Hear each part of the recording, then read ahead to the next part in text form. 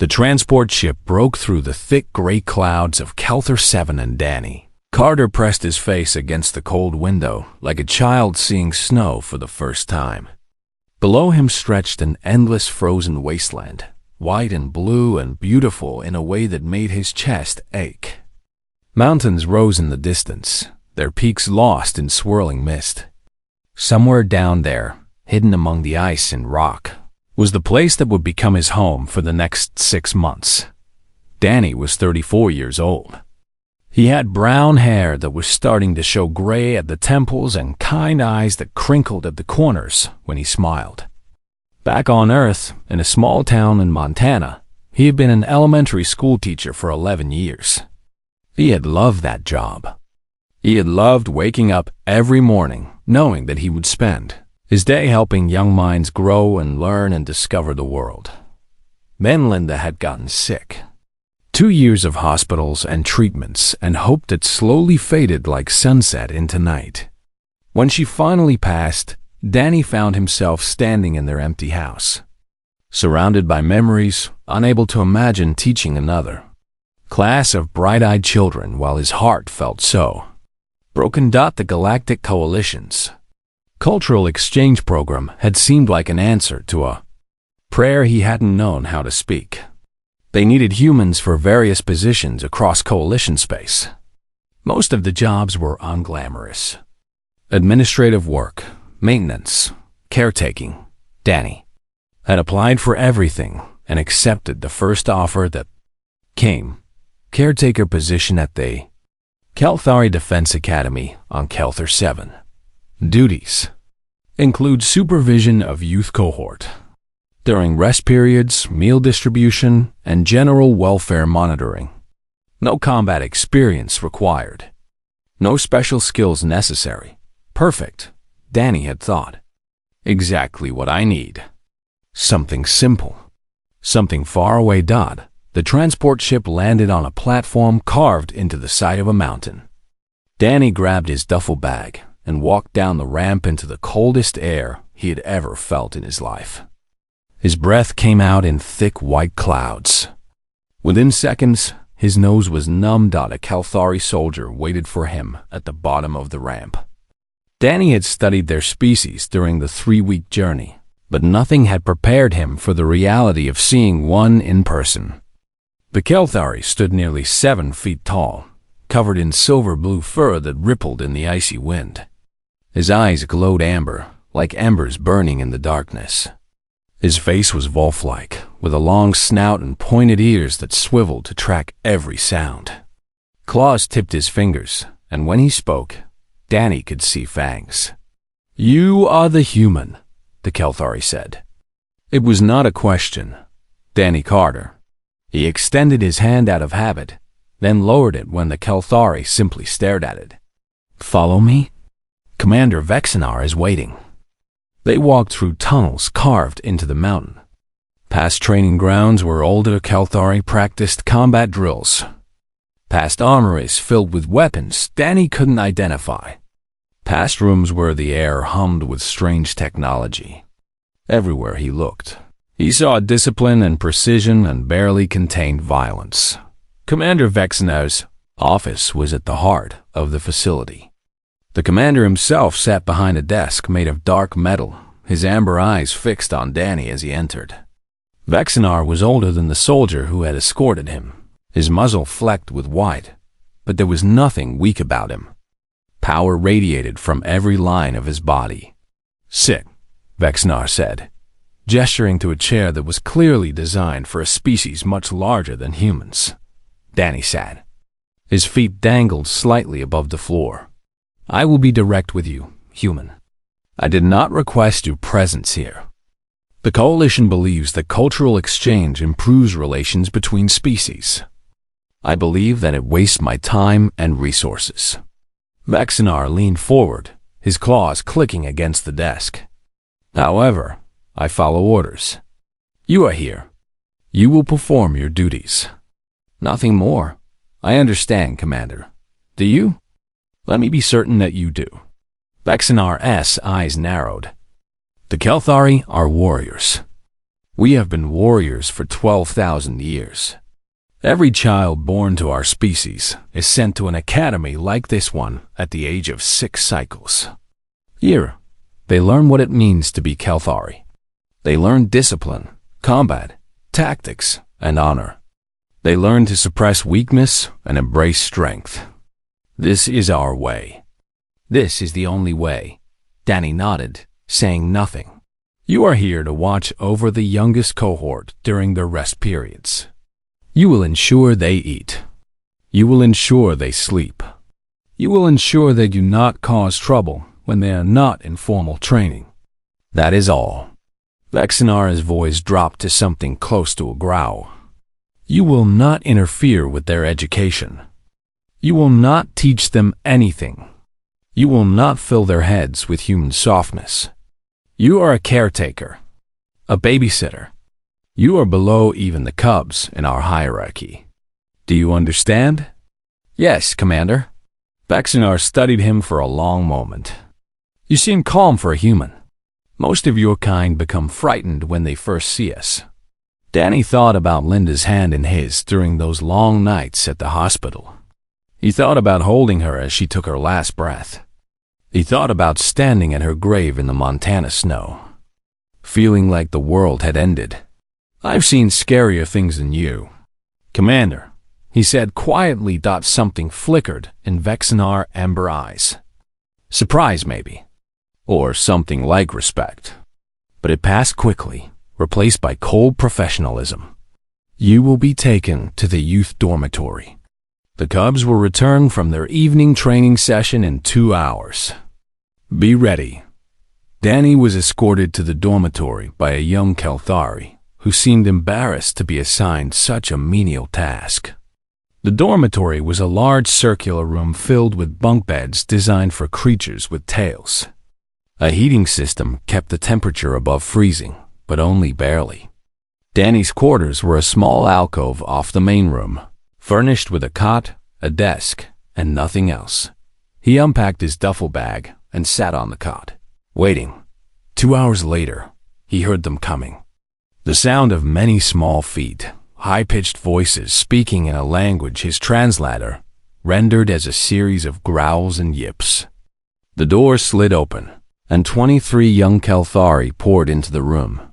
They stopped when they saw him, 23 pairs of amber eyes, glowing faintly in the dim light, fixed on Danny with a mixture of curiosity and suspicion. They were small, about the size of human 10-year-olds, their fur fluffy and their claws not yet fully developed. Cubs. Children. Danny smiled and raised his hand in a small wave. Hi there. I'm Danny. No one moved. Then a cub near the front of the group stepped forward. She was smaller than the others, her fur a lighter shade of silver, her eyes more gold than amber. She walked right up to Danny and stared at him with an intensity that would have been intimidating if she hadn't been so adorable. Are you truly a human? She asked. I am. You do not look like a warrior. Danny's smile widened. That's because I'm not one. I'm a teacher. Or I was. Now I'm here to make sure you all get enough sleep and eat your meals. The cub tilted her head, considering this. I am Kira, she said finally. And you are strange. Nice to meet you. Kira. And yes, I probably am. That night, as the cubs settled into their bunks and the lights dimmed, Danny lay on his cot and listened to the sound of 23 young creatures breathing in their sleep. Some whimpered. Some twitched. 1 or 2 cried quietly in the darkness, trying to muffle the sound so no one would hear. They were children, he realized. Alien children on an alien world, but children nonetheless. Scared and tired and far from their families, Danny closed his eyes and thought of his classroom back in Montana. He thought of all the students who had passed through his life over the years. He thought of the scared ones and the shy ones and the ones who just needed someone to believe in them. Maybe this assignment wasn't so different after all. The days on Kelthar 7 fell into a pattern. The cubs woke before dawn, dressed in their training uniforms, and marched to the morning meal in perfect silence. Then they disappeared into the depths of the facility for their formal training sessions. Danny was left alone in the dormitory, cleaning, organizing, and preparing for their return. He was allowed to observe the training sessions from an elevated gallery, though he was told repeatedly that his presence was tolerated, not welcomed. Danny went anyway. He needed to understand what these children were going through. What he saw made his heart heavy. The instructors were harsh in ways that Danny had never witnessed in any classroom. Cubs who failed to execute a technique correctly were made to run laps around the training grounds until they collapsed from exhaustion. Cubs who showed fear were mocked in front of their peers. Cubs who cried were separated from the group and left in isolation chambers for hours at a time. The Kelthari believed that weakness had to be burned out of their children like impurities from metal. Only through suffering could a true warrior emerge. This was their tradition. This was how it had always been done. Danny watched and said nothing. He was not here to change their ways. He was here to babysit Dot, but the cubs knew he was watching. Sometimes, in the middle of a brutal exercise, a cub would glance up at the gallery and meet Danny's eyes. He always tried to give them a small nod or a gentle smile. Something to let them know that someone saw them. Someone cared. In the evenings, the cubs returned to the dormitory, exhausted and defeated. They ate their meals in silence, their small bodies slumped with fatigue. Some had bruises from combat training. Some had tear streaks dried on their fur. None of them complained. Complaining was weakness, and weakness was not permitted. Danny learned their names. Kira, the small one who had first spoken to him. Torn, a male cub with dark gray fur who struggled with tactical exercises. Mira, a female with a white patch on her chest who was physically talented but froze whenever the pressure became too intense. Vex, Sura, Kor, Nalti, and all the others. 23 cubs, each with their own struggles. Each trying desperately to become something the Kelthari would consider worthy. One evening, about 3 weeks into his assignment, Danny found Kira sitting alone outside the dormitory. The temperature was well below freezing, but she didn't seem to notice. She stared at the distant mountains with empty eyes. Danny sat beside her on the frozen ground. Rough day? She didn't look at him. Instructor Vorn says I am too small. He says I should have been cold at birth. He says I bring shame to my bloodline. Danny felt anger rise in his chest, hot and fierce. He forced it down. Do you believe him? I do not know. Her voice was barely a whisper. I try so hard. I train harder than anyone. But I am always the smallest. I am always the slowest. I am always the one who falls behind. Danny was quiet for a moment, choosing his words carefully. He was not supposed to teach these cubs anything. But surely there was no harm in telling a story. Can I tell you about someone from my world? He asked. Kira's ears twitched slightly. A human? Yes. His name was Bruce Lee. He was a fighter, one of the greatest fighters in human history. People still talk about him today, decades after he died. Was he large? Strong? No. Danny smiled. He was small, smaller than most of his opponents. People looked at him and thought he was weak. They thought he would be easy to defeat. Kira turned to look at him for the first time. What happened? He beat them all. He became a legend. Do you know how? She shook her head. He understood something that his opponents didn't. Size and strength are not everything. Speed, technique, intelligence, adaptability. These things matter more. He used to say something that I've never forgotten. He said, "Be like water." Be like water? Kira's brow furrowed. I do not understand. Water is soft. It seems weak. But water flows around obstacles instead of crashing into them. Water finds the path of least resistance. And given enough time, water can wear down mountains. Danny picked up a handful of snow and let it fall through his fingers. A small warrior who moves like water can defeat a large warrior who moves like stone. The stone is stronger, but the water is smarter. Kira stared at him with an expression he couldn't quite read. Then she stood and walked back inside without another word. Danny wondered if he had said too much. But the next evening, Kira approached him again. And this time, she brought Torn and Mira with her. "Tell us more," she said. "Tell us more about the water."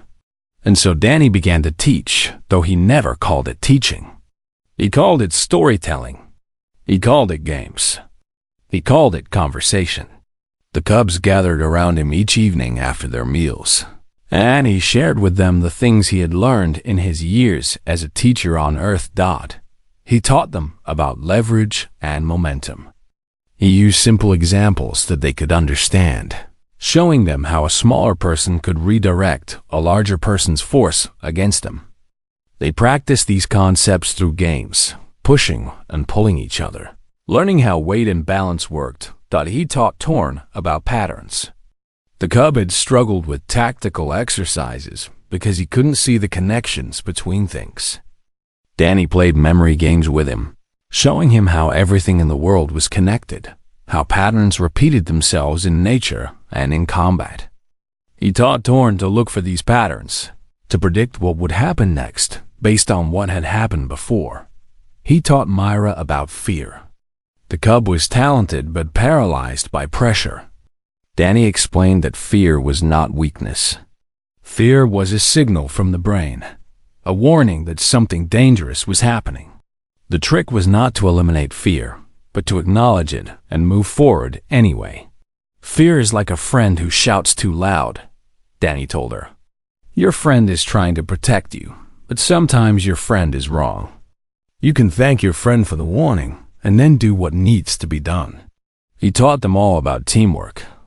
The Kelthari training emphasized individual performance. Cubs were ranked against each other, forced to compete for the approval of their instructors. But Danny showed them a different way. "In my world, we have a saying," he told them one night. "No one left behind." It means that your team is your family. You watch out for each other. You protect each other. You never abandon your pack, no matter what. The cubs listened with wide eyes. This was so different from everything they had been taught. Danny introduced them to hand signals and silent communication. He turned it into a game, challenging them to have entire conversations without speaking a word. The cubs loved it. They developed their own signals, their own secret language that the instructors knew nothing about. He taught them to trust each other. He created exercises where one cub had to rely completely on another, where success was only possible through cooperation. Slowly, the cubs began to see each other, not as rivals, but as allies. And through it all, Danny never claimed to be teaching them anything. He was just telling stories, playing games, passing the time. The cubs knew the truth. They kept it secret, not because Danny asked them to, but because they understood instinctively that this knowledge was different. This knowledge was precious. This knowledge was theirs. Weeks passed. The cubs continued their formal training during the day, enduring the harsh methods of the Kelthari instructors. But in the evenings, they practiced Danny's lessons. They moved like water. They looked for patterns. They acknowledged their fear and moved forward anyway. They worked as a team, communicating in their secret language, watching out for each other. No one left behind. Danny watched them grow stronger, not just in body but in spirit. He saw Kira begin to hold her head higher.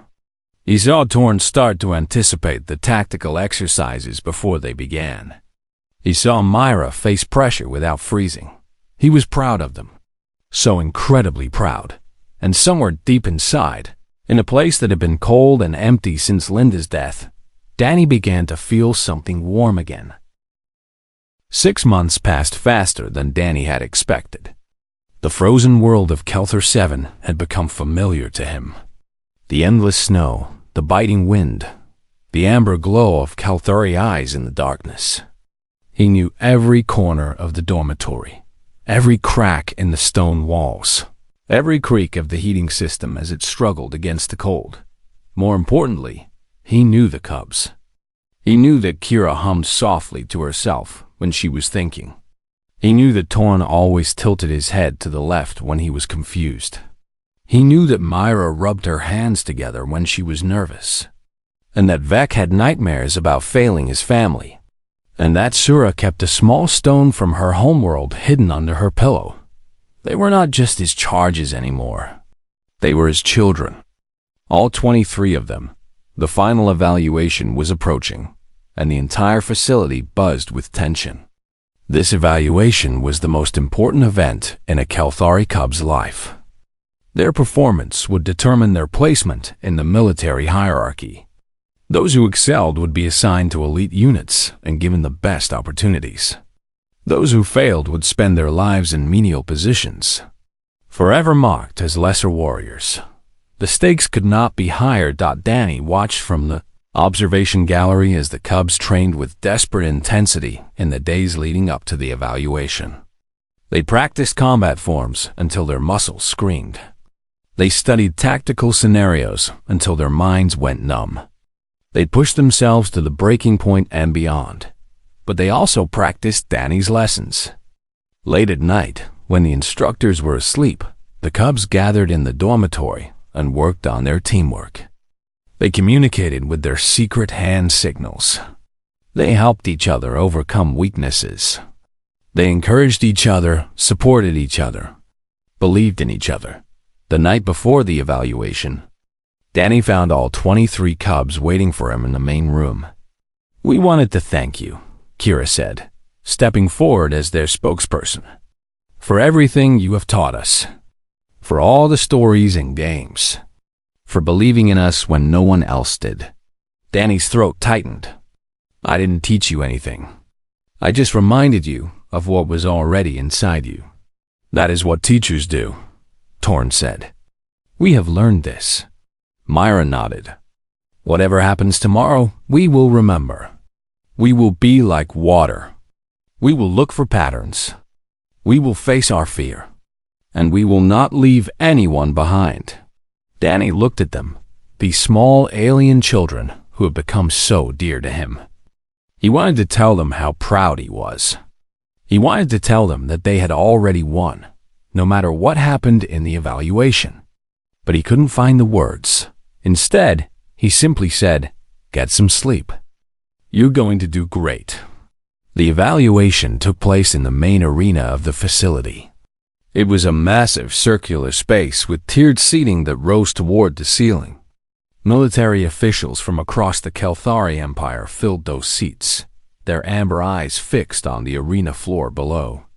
This cohort was one of many being evaluated that year, but every cohort was watched with the same intense scrutiny. Danny stood in the observation gallery, his heart pounding so hard he could feel it in his throat. He gripped the railing until his knuckles turned white. The evaluation began with individual combat rounds. Each cub would face an opponent selected at random, and their performance would be judged by the officials above. Skill, form, aggression, dominance. These were the qualities the Kelthari valued. The first few rounds went smoothly. Cubs fought with the techniques they had been formally taught, executing moves with precision, if not with exceptional flair. The officials nodded approvingly. Everything was proceeding as expected. Then Kira's name was called. A murmur rippled through the crowd. The officials consulted their datapads, noting her poor performance rankings throughout the training period. She was the smallest cub in the cohort. She was expected to lose quickly and embarrassingly. Her opponent stepped into the ring. Kor, the largest cub in the cohort. His dark fur rippled over muscles that seemed too developed for his age. His claws were fully grown, sharp as knives. He had tormented Kira for months. mocking her size, tripping her in the hallways, making her life miserable at every opportunity. Danny's grip on the railing tightened even further. The signal to begin was given. Core charged immediately, exactly as Danny had predicted he would. The large cub relied entirely on his size and strength, expecting to overwhelm Kira with sheer force. But Kira did not meet his charge. She stepped aside at the last possible moment, her movement fluid and graceful. Core's momentum carried him past her, and she used his own force against him, redirecting him with a subtle shift of her body. He stumbled, off balance, confused. Before he could recover, Kira was on him. She moved like water around a stone, finding openings he didn't know existed, exploiting weaknesses he didn't know he had. Her smaller size became an advantage as she slipped under his guard and locked in a hold that his larger frame couldn't escape. Core struggled. He thrashed. He roared with frustration. But Kira held on, calm and patient, until the officials called the match in her favor. The arena fell silent. Danny realized he had stopped breathing. He forced himself to inhale. The evaluation continued, and one by one, the Cubs of Cohort 7 demonstrated skills that defied explanation. They used techniques that were not part of any standard Kelthari curriculum. They moved in ways that their formal training had never taught them, but it was in the squad tactics portion that they truly shone. The Cubs were divided into teams and given complex scenarios to navigate. Combat situations with multiple enemies, rescue missions with tight time limits, strategic puzzles that required split-second decision-making. Torn, who had struggled so badly with tactics, led his team with quiet confidence. He spotted patterns that the scenario designers had tried to hide. He anticipated enemy movements before they happened. He communicated with his team using hand signals that the officials had never seen before, coordinating their efforts with perfect precision. Myra, who had frozen under pressure so many times, commanded her squad with calm authority. When the pressure intensified, she did not crack. She acknowledged the fear, as Danny had taught her, and moved forward anyway. Her team completed their scenario in record time, and whenever a cub fell behind or struggled or seemed about to fail, their teammates were there. They covered for each other. They supported each other. They refused to leave anyone behind. The officials in the stands leaned forward, whispering to each other. Commander Vexinar watched with an expression that shifted from confusion to disbelief, to something that might have been wonder. The final scenario was the hardest. All 23 Cubs were placed in a simulated battlefield environment and told to complete an objective that should have been impossible. The scenario was designed to test their limits, to show the officials how they performed when everything went wrong. Everything went wrong, exactly as designed, but the Cubs adapted. They communicated without words. They covered each other's weaknesses. They moved as a single unit, a pack bound together by something stronger than discipline or training. They moved like water, and they completed the objective. The arena erupted with noise. Officials shouted questions at each other. Datapads were passed back and forth. The performance of Cohort 7 was unlike anything anyone had ever seen. Danny stood in the observation gallery, tears streaming down his face, not caring who saw. They had done it. His children had done it. The noise in the arena took a long time to settle. Officials argued with each other in rapid Kelthari, their translator-resistant speech filled with growls and sharp consonants. Datapads were examined and re-examined. Footage of the evaluation was replayed on holographic displays, paused, rewound, and analyzed frame by frame. Finally, Commander Vexinar rose from his seat and raised a clawed hand. The arena fell silent instantly. His authority was absolute here. "Cohort 7, he said, his voice echoing through the massive space. "Step forward." The cubs arranged themselves in formation at the center of the arena floor. Their fur was matted with sweat and dust from the final scenario. Some of them were visibly exhausted, their small bodies swaying slightly as they stood at attention. But their eyes were bright, and they held their heads high. Danny watched from the gallery, his heart pounding so hard he felt dizzy. Something was happening, something that went beyond normal evaluation protocol. Vexinar descended from the official seating area, his heavy footsteps ringing against the stone floor. He walked slowly, deliberately, circling the group of cubs like a predator examining prey. The cubs did not flinch. They had been trained not to show fear in the presence of superiors. "I have been an instructor at this academy for 37 years, Vexinar said. "I have overseen the evaluation of more than 600 cohorts. I have seen exceptional performances.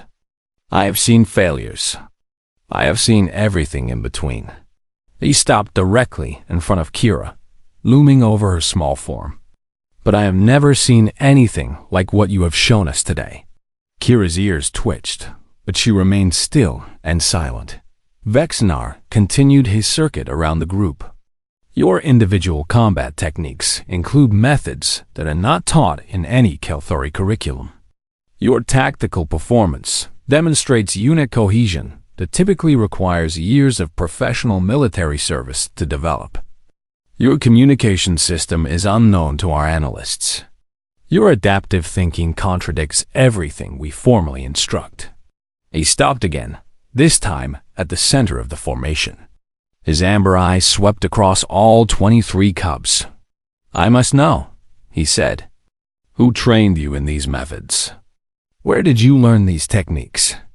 How did you develop this level of teamwork in only 6 months?" No one spoke. The cubs exchanged quick glances, communicating in their secret language of small movements and subtle expressions. Danny saw Kira's tail flick slightly. He saw Torn's ears rotate a fraction of an inch.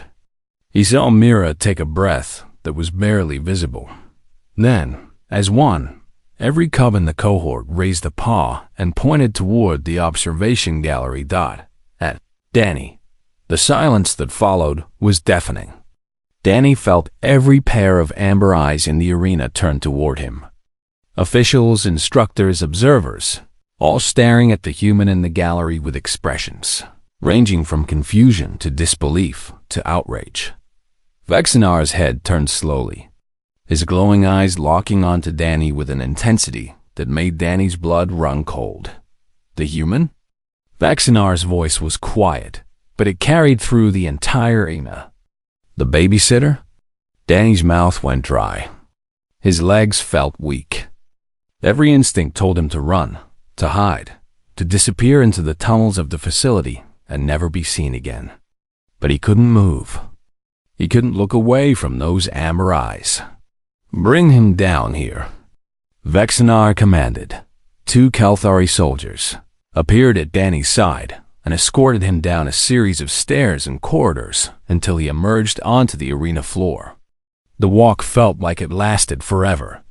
Danny was aware of every footstep, every breath, every heartbeat. He was placed before Vexinar, surrounded by his cubs, exposed before hundreds of Kelthari officials. "You were forbidden from interfering with their training," Vexinar said. His voice was controlled, but there was something dangerous beneath the surface. "You were told explicitly that you were a caretaker. Nothing more. You were ordered not to teach them anything." Danny swallowed hard. His voice came out steady, though he had no idea how. "Commander, I can explain. Then explain." Danny looked at the cubs gathered around him. Kira gave him the smallest of nods. Torn's eyes were filled with trust. Mira stood straight and proud, her fear acknowledged and mastered. "I didn't interfere with their training," Danny said carefully. "I never contradicted what your instructors taught them. I never told them to disobey orders or reject Kelthari ways." "Then what did you do?" "I told them stories. I played games with them. I answered their questions when they asked." Danny paused, choosing his words with care. I treated them like children who needed kindness, not just discipline. I showed them that there was more than one way to be strong. Vexenar's eyes narrowed. Stories, games, questions. And from this, they developed combat techniques unknown to our species? From this, they learned to communicate in a secret language? From this, they achieved unit cohesion that surpasses our elite soldiers? You would be surprised what children can learn when someone believes in them. The arena erupted with angry voices. Officials shouted objections. Instructors demanded punishment for this breach of protocol. The noise rose to a thunderous roar, filling the massive space with chaos. But Kira stepped forward, her small form somehow commanding attention. She raised her voice above the noise. He taught us to be like water, Commander. The shouting faltered. Kira continued, her words ringing clear and strong. Water is soft, but it can wear down mountains. A small warrior who moves like water can defeat a large warrior who moves like stone. He taught us this, and we practiced it, and it worked. Torn stepped forward next. He taught me to see patterns. Everything is connected. Once you see the patterns, you can predict what happens next. I could not understand tactics before. Now I see them everywhere. Myra raised her chin. He taught me that fear is not weakness. Fear is a warning. You thank the warning and do what needs to be done anyway. I used to freeze under pressure. Now I face it. One by one, the cubs spoke up, each sharing what Danny had taught them. They talked about leverage and momentum, about teamwork and trust, about communication and coordination, about the human words that had become their motto. No one left behind, Kira said finally. He taught us that our team is our family. We watch out for each other. We protect each other. We never abandon our pack. She turned to look directly at Vexenar. Is that not what the Kelthari believe, Commander? Is the pack not sacred? The arena was silent. Vexenar stared at the small cub standing before him. This undersized warrior who should have been culled at birth. According to Instructor Vorn, she met his gaze without flinching. The pack is sacred, Vexenar said slowly. This is the foundation of Kelthari society. Then how is what he taught us wrong? Kira asked. He did not make us weak. He made us stronger. He showed us how to be a true pack. Vexenar was silent for a long moment. His amber eyes moved from Kira to the other cubs, then to Danny, then to the officials watching from above. The entire arena seemed to hold its breath. Leave us, Vexenar said finally. All of you, clear the arena. The human will come with me. The officials protested, but Vexenar silenced them with a look. Slowly, reluctantly, the arena emptied. The cubs were escorted back to their dormitory, looking over their shoulders at Danny as they went. Kira's eyes were filled with worry. Danny was left alone with Commander Vexenar in the center of the empty arena. Follow me, the commander said. Danny followed. Commander Vexenar's private office felt different now than it had 6 months ago. Danny remembered sitting in the too large chair with his feet dangling above the floor, being told that he was nothing more than a babysitter. He remembered the cold dismissal in Vexenar's voice, the certainty that this human was beneath notice. Now, Vexenar stood at the window with his back to Danny, gazing out at the frozen tundra. The light from the distant sun painted his silver-blue fur with shades of gold and orange. He had not spoken since they left the arena. Danny waited. He had learned patience from Linda during those long months of her illness. He had learned that sometimes silence was not empty, but full of things that needed time to form into words. 12,000 years, Vexenar said finally. His voice was quiet, almost thoughtful. Our martial tradition stretches back 12,000 years. Generations of Kelthari have refined our training methods, perfected our techniques, optimized every aspect of warrior development. We believed we had achieved the pinnacle of military education. Danny said nothing. He sensed that interrupting now would be a mistake. Vexnar turned from the window. His amber eyes found Danny's, and there was something in them that Danny had never seen before. Confusion, perhaps. Or vulnerability. Things that a Kalthari commander was never supposed to show. And then a human babysitter arrives. A teacher from a small town on a planet we barely acknowledge. A soft creature with no claws, no fangs, no warrior training whatsoever. And through games and stories, through kindness and patience, this babysitter produces the highest performing cohort in the history of this academy. Vexinara's voice cracked slightly on the last words. How? How is this possible? Danny considered his answer carefully. This moment mattered. Not just for him, but for the Cubs, for the Kalthari, for everyone who might come after. Commander, your training methods are excellent, he said. I want to be clear about that. Your techniques are sound. Your discipline is impressive. Your instructors know their craft. But you focus so much on breaking down the individual that you forget to build up the team.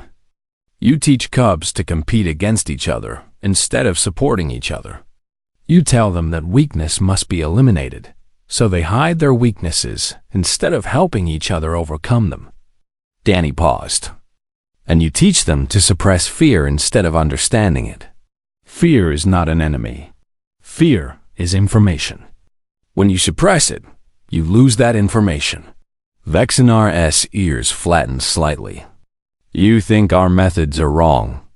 I think your methods are incomplete. Danny leaned forward. You create excellent individual warriors. Disciplined, skilled, obedient. But the strongest bonds are not forged through suffering alone. They are forged through trust, through shared purpose, through knowing that the person beside you will never give up on you, and you will never give up on them. We teach pack loyalty, Vexinar said.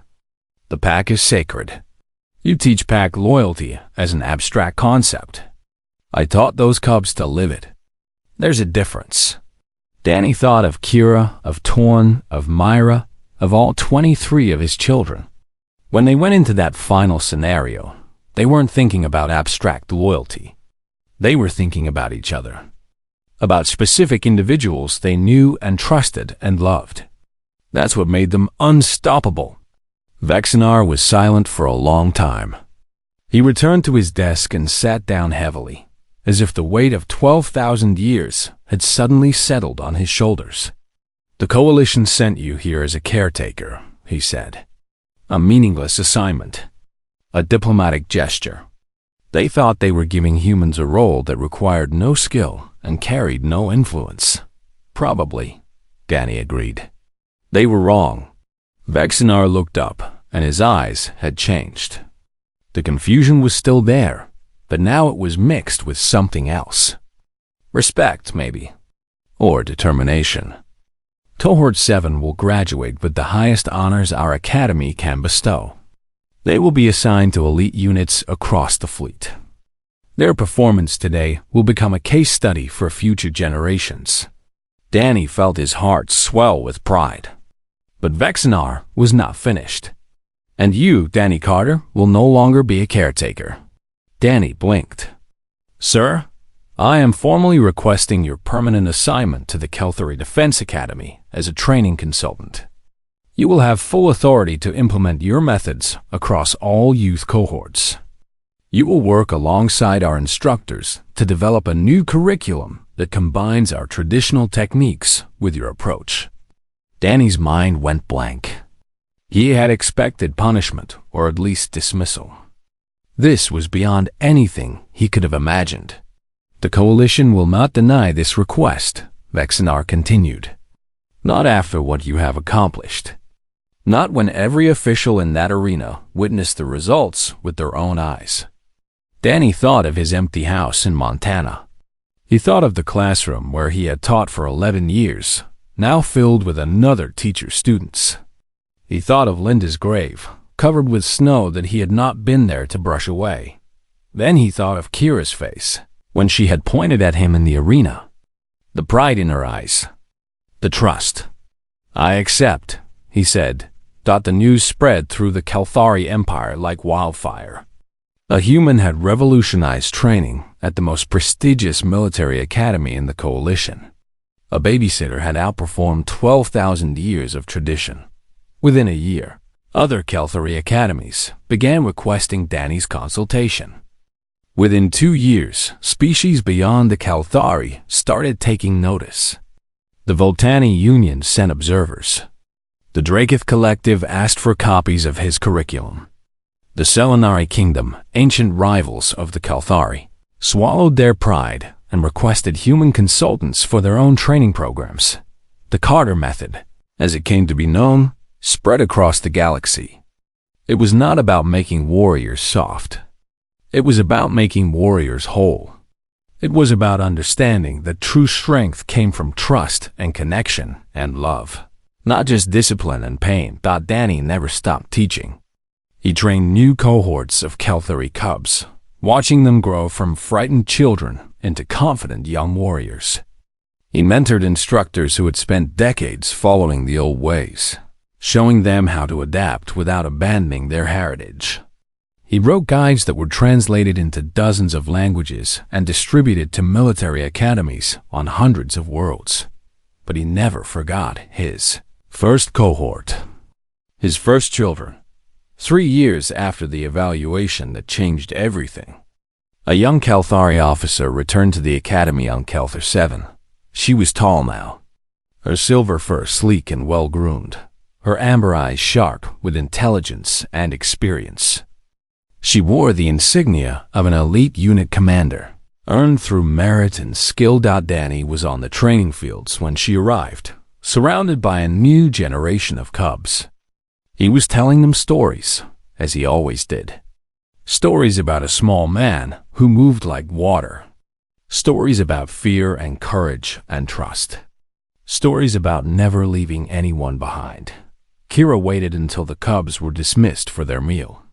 Then she approached her former caretaker and stood before him in silence. "You changed everything," she said finally. "Not just for us, for the entire galaxy." Danny smiled, the same warm smile that had greeted her on her first night in the dormitory all those years ago. His hair was more gray now, and there were more lines around his eyes, but the kindness was unchanged. "No," he said. "You cubs did that. I just reminded you that you could." Kira shook her head. "You taught us what no one else would. You believed in us when everyone else had given up. You showed us that there was more than one way to be strong." She stepped forward and did something that Kalthari warriors almost never did. She embraced him, wrapping her arms around the small human who had changed her life. Danny hugged her back. And he thought of Linda. He thought of how she had always believed that love was the strongest force in the universe. He thought of how right she had been. "I'm proud of you, Kira," he whispered. "So incredibly proud." "I know," she said. "You always were." They stood like that for a long moment. Teacher and student, human and Kalthari. Two beings from different worlds connected by something stronger than biology or tradition or 12,000 years of history, connected by the simple truth that Danny Carter had carried with him across the stars. No one left behind. The galaxy was learning what humans had always known. The greatest strength was not found in claws or fangs or ancient traditions. It was found in the bond between those who loved each other. It was found in the courage to be kind in a universe that often seemed cruel. It was found in the willingness to see potential where others saw nothing.